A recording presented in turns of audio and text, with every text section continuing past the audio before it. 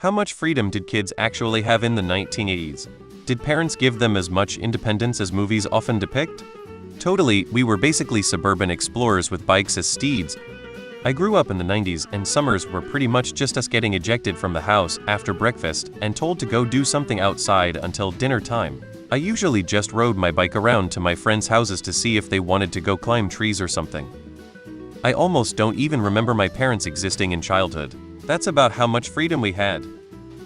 Yes, many kids got home after school to an empty house if their parents both worked and entertained themselves for a few hours until their parents got home, and it was normal for them to walk or ride bikes to friends' houses or to a park. Imagine saying to your parents, "I'm going out to play," and that's it. Not where, not who with, nothing, and they don't bat an eye. You just leave the house and come back hours later. And you're 7 years old. I spent much of the 80s in the single-digit years and I rode my bike and hiked for miles.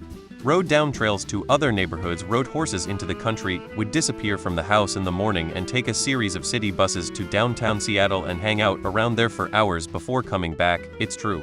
It's all true. I had more freedom than movies depict. I have an identical twin brother, so my parents always felt even more safer because we traveled in pairs 247. My parents also were huge fans of giving my brother and I the opportunity to fail and occasionally succeed and to fall flat on our faces, so they could say "I told you so" as often as they possibly could. This was one of their favorite pastimes. My father was a farmer and believed that 10 years old was the beginning of adulthood for boys. I turned 10 in 1981. It was a glorious decade and I have no regrets. Grew up in West Virginia, Ohio. Hell yeah. I got myself up in the morning, made myself cereal, watched cartoons, then walked a mile to school by myself. And it wasn't a fantastic neighborhood, so I routinely had uncomfortable encounters with sketchy people and/or dogs on my way to school. In the afternoons, my mom may or may not have been at home when I got back from school. I made myself a snack, watched the soap opera Santa Barbara, and did my homework when I felt like it with no involvement or supervision from my parents. I often went outside to play with the neighborhood kids. My parents knew the other kids in the neighborhood and I didn't go any further than around the block. But like I said, sketchy neighborhood. My parents' biggest concern was that I stayed out of the actual street because of traffic. I can't say exactly what age this was, but elementary school.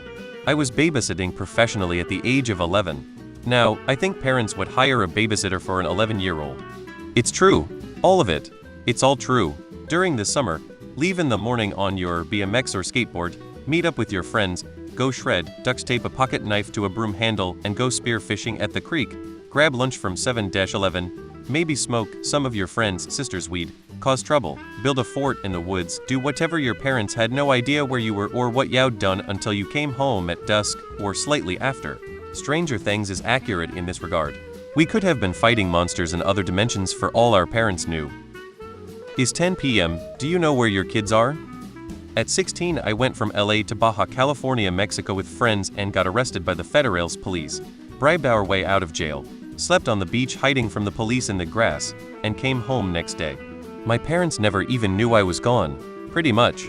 I'm Gen X and even in the 1970s we roamed neighborhoods completely unsupervised until the street lights came on. USA mostly, our generation was just neglected. We were latchkey kids with no supervision until dinner time. That said, our parents were known to turn on a damn dime and become insanely controlling over weird shit. For example, I could bike all over the neighborhood, hang out with friends, etc. but not allowed to choose my clothes or decorate my room. I was 10 in 83, 2 brothers older and younger, but I would arrive home a couple hours before they or mom came home. Literally no limits to what I could do, bike for miles wherever almost no sidewalks around, cars whizzing past, make bombs. By 85 we were making crossbows out of bamboo with X-Acto blade tips on the bolts, nunchucks, building ramps for BMX or skateboarding out of whatever rotten wood we could find. It was great. Couple of broken bones and couple of concussions, all part of the fun. I remember back then a company called Edison Toys made extremely realistic replicas of guns, full size, some in metal, that shot strip caps that you load in a magazine which loaded into the gun like a real magazine.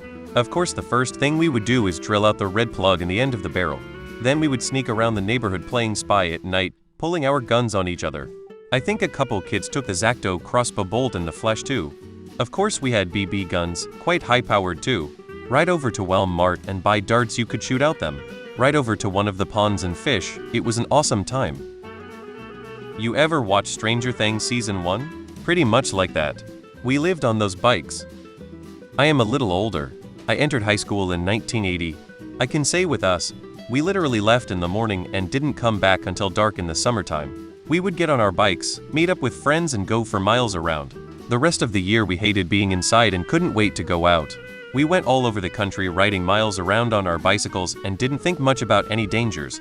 When I was 12, a girl in my class was abducted and murdered, and it disturbed the whole community for a while. That still didn't keep us from running all around the countryside and spending all day having our adventures. Yes, children had lives outside the home family. Quite a bit. You could often just say you were going to buy baseball cards or something and ride your bike all by yourself to wherever you were going. In cities, you'd see kids as young as 6 or 7 hop on a train or bus by themselves. I've lived in the same suburb, on the border of a major city, for almost 25 years now. I used to see kids as young as 11 or 12 wandering the street freely. For the last 15 years or so now, I'll only see older teenagers occasionally walking around, and it's usually only just before or after school.